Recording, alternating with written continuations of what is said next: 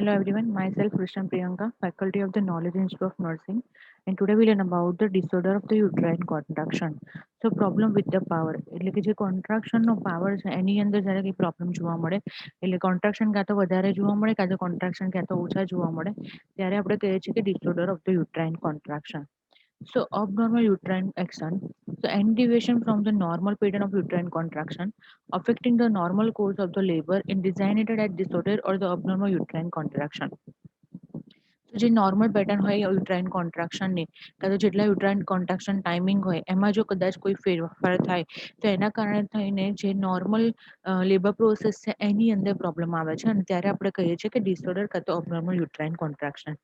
So overall labor abnormalities occurs in 25 nulliparous and the 10% in a multiparous.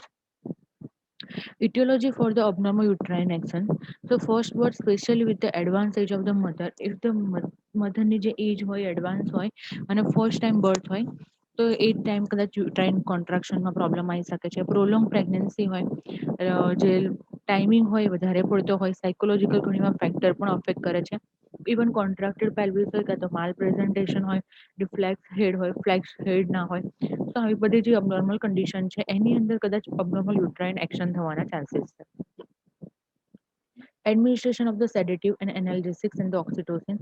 તો ઘણીવાર પેશન્ટને જો સેડેટિવ આપેલું હોય એનાલ્જેસિક આપેલી હોય ઓક્સિટોસિન આપેલા હોય તો એના કારણે થઈને પણ ઘણીવાર યુટ્રાઇન જે એક્શન છે એટલે કે યુટ્રાઇન કોન્ટ્રાક્શન છે એમાં ફેરફાર આવી શકે છે. સર્વાઇકલ રિજિડિટી હોય એટલે કે સર્વિક્સ હોય એ ડાયલેટેડ થતું જ ના હોય તો એના કારણે થઈને બી પ્રોબ્લેમ થશે. દેન મેસિવલી ઓબેસ ક્લાયન્ટ હોય તો ક્લાયન્ટ વધારે પડતું ઓબેસ હોય તેના કારણે થઈને પણ આ પ્રોબ્લેમ થવાના ચાન્સીસ છે.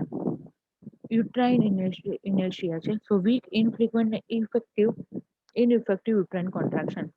તો જ્યારે કોન્ટ્રાક્શન કેવા હોય ઓછા હોય ઇનફ્રિક્વન્ટ એટલે ગમે ત્યારે આવતા હોય અને ઇનઇફેક્ટિવ હોય તો એટલા બધા વધારે પડતા કોન્ટ્રાક્શન ના હોય કે જેનાથી નોર્મલ ડિલિવરી થાય તો જેને કહેવામાં આવે છે uterine inertia. So intensity is the means તો જે ઇન્ટેન્સિટી લેવલ હોય એ ઓછું હોય અને ડ્યુરેશન ઇઝ શોર્ટન અને જે ડ્યુરેશન હોય એ પણ બહુ જ ઓછો હોય.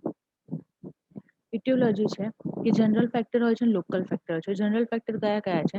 સો પ્રાઇમરી ગ્રેવિડા ઇઝ સ્પેશિયલી એલ્ડરલી. તો કદાચ પ્રાઇમરી ગ્રેવિડા મધર હોય અને બી એલ્ડરલી હોય તો એ લોકોમાં પ્રોબ્લેમ જોવા મળે છે. એનિમિયા હોય ક્રોનિક ઇલનેસ હોય એન્ટીપાર્ટમ હેમરેજ થયેલું હોય તો આ બધી જે પ્રેગ્નન્સી રિલેટેડ જે કન્ડિશન છે એના કારણે થઈ શકે છે. હાઇપરટેન્સિવ state with the pregnancy.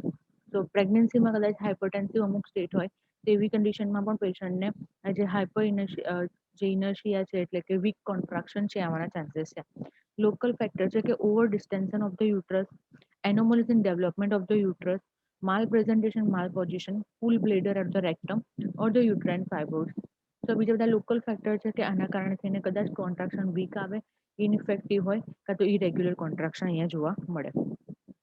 Clinical features છે કે આપણને કઈ રીતના ખબર પડે કે જે આ કોન્ટ્રાક્શન છે એ વીક છે કે એડિક્યુટ છે. તો લેબર ઇઝ પ્રોલોંગ. તો અહીંયા લેબર કેવું ચાલ્યા કરશે પ્રોલોંગ ચાલ્યા કરશે ડિલિવરી જ નહીં થાય.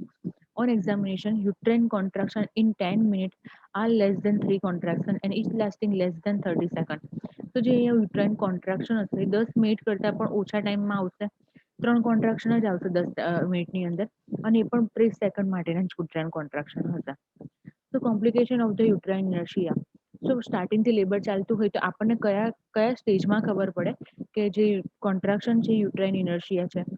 So in the first stage, nervousness, anxiety, exhaustion and the established ketoacidosis. તો જે ફર્સ્ટ ટ્રાઇમેસ્ટરમાં આપણને પેશન્ટ છે નર્વસ એન્ઝાયટી વાળું એકદમ થાકી ગયું હોય એ રીતનું પેશન્ટ જોવા મળશે. In the second stage prolong second stage increase the liability of the instrumental delivery caesarean section. તો બને એવું કે સેકન્ડ સ્ટેજમાં આપણને જરૂર પડી જાય કે આપણે કદાચ ઇન્સ્ટ્રુમેન્ટલ ડિલિવરી કરાવવી પડે કાં તો સિઝેરિયન સેક્શન કરવાની જરૂર પડી એટલો સેકન્ડ સ્ટેજ એટલો લાંબો હોય. અને થર્ડ સ્ટેજ એટલે કે retention of the pleasant and postpartum haemorrhage કે બને ઘણીવાર એવું કે પ્લેઝન્ટા હોય અંદર રિટેન્શન એટલે અમુક પ્લેઝન્ટાનું બીટ્સ અંદર જ રહી જાય અને એના કારણે થઈને પોસ્ટપાર્ટમ હેમરેજ થાય. અને લાસ્ટમાં સબ ઇન્વોલ્યુશન ઓફ ધ યુટ્રસ. તો પ્રિવિયસલી લેક્ચર્સમાં જોયું હતું કે સબ ઇન્વોલ્યુશન એટલે કે જે યુટ્રસનું ઇન્વોલ્યુશન રિવર્ટ બેક થવું જોઈએ બરાબર નહીં થાય. તો આવી બધી જો આપણને કન્ડિશન જોવા મળે તો આપણે વિચારી શકીએ છીએ કે યુટ્રાઇન ઇનર્શિયા છે. મેનેજમેન્ટ છે કે કઈ રીતના કરીશું. તો ફર્સ્ટ ધ પ્રોપર ડાયગ્નોસિસ. પહેલા તો આપણે પ્રોપર ડાયગ્નોસિસ આપણને ખબર હોવી જોઈએ કે શાના કારણે થઈ રહ્યું છે અને શું થઈ રહ્યું છે. Exclusion of the cephalopelvic disproportion and the માલ પ્રેઝન્ટેશન.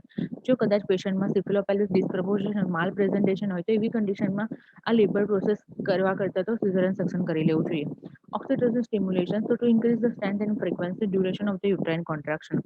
તો યુટ્રાઇન કોન્ટ્રાક્શન જો ઓછા આવતા હોય તો ઓક્સિટોસિન વધારે પડતું આપીને પેશન્ટમાં જેની સ્ટ્રેન્થ છે, કોન્ટ્રાક્શનની ફ્રીક્વન્સી છે, ડ્યુરેશન છે, ઇન્ક્રીઝ કરવામાં આવે. Close observation of the mother and the fetal wellbeing.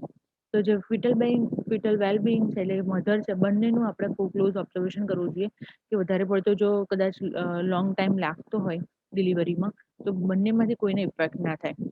અને assessment of the efficiency of the uterine contraction. તો યુટ્રાઇન કોન્ટ્રાક્શન ઘટી રહ્યા છે, વધારે આવી રહ્યા છે, એ દરેકનું આપણે ધ્યાન રાખવું જોઈએ.